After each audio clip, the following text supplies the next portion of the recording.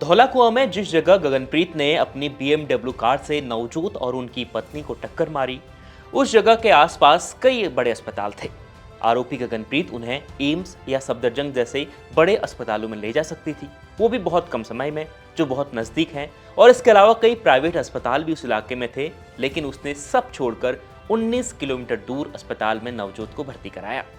कल बुधवार को दिल्ली के पटियाला हाउस कोर्ट में जब गगनप्रीत की जमानत याचिका पर सुनवाई हो रही थी, तो कोर्ट में कई ऐसे सवाल आए जिसने गगनप्रीत की और मुश्किलें बढ़ा दी। और गगनप्रीत अब लगातार घिरते जा रही है। उनके वकील उनको बचाने की कोशिश कर रहे हैं, लेकिन उसके चक्कर में और ज्यादा घिर रहे हैं। सबसे पहले दिल्ली पुलिस ने कोर्ट में गगनप्रीत पर आरोप लगाए कि उसने घटना की जानकारी जानबूझकर देर से पुलिस को बताई, ताकि सेटलमेंट कर केस होने से बच सके। पुलिस ने कोर्ट में क्या कहा, पूरी बात आपको बता रहा हूं। तो पुलिस ने कोर्ट में ये बात बताई है कि गगनप्रीत ने नवजोत को एक नर्सिंग होम में भर्ती कराया था, यानी जहां वो ले गई थी वो एक नर्सिंग होम था।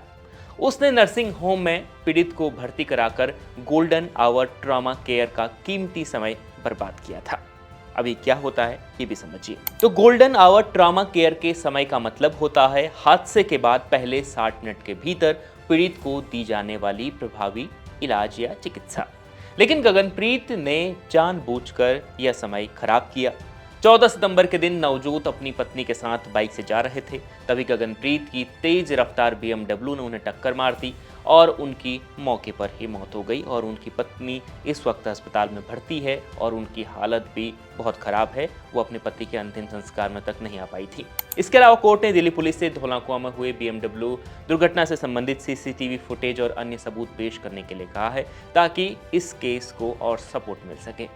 अब गगनप्रीत के वकील ने कोर्ट में क्या दलील दी है वो जानिए, क्योंकि ये जानना बेहद जरूरी है।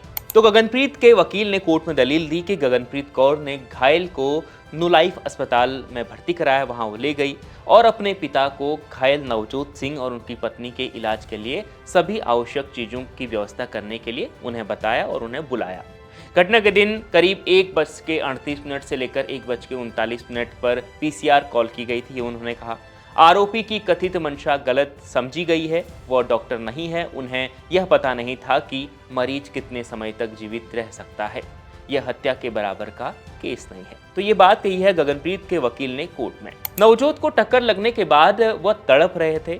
दोनों पति पत्नी जिंदगी और मौत की जंग लड़ रहे थे, लेकिन आरोपी को तब दिखा नहीं कि वह उन्हें जल्द अस्पताल ले जाए।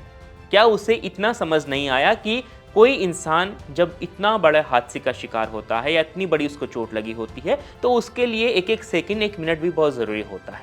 लेकिन उन्हें उनका वकील कहता है कि वो डॉक्टर नहीं है, उसे कैसे पता कि कौन व्यक्ति कितने देर तक जीवित रहेगा या नहीं।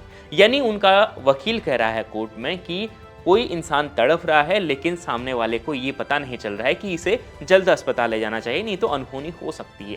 कभी कभार क्या होता है कि छोटी छोटी चोट में भी इंसान अपनी जान खो देता है या अपनी जान गंवा देता है, लेकिन ये तो बहुत बड़ा हादसा था। जिस तरीके से BMW की हालत थी और जिस तरीके से उन्हें चोट लगी थी, वो तड़प रहे थे, लेकिन गगनप्रीत उन्हें तुरंत अस्पताल नहीं ले गई।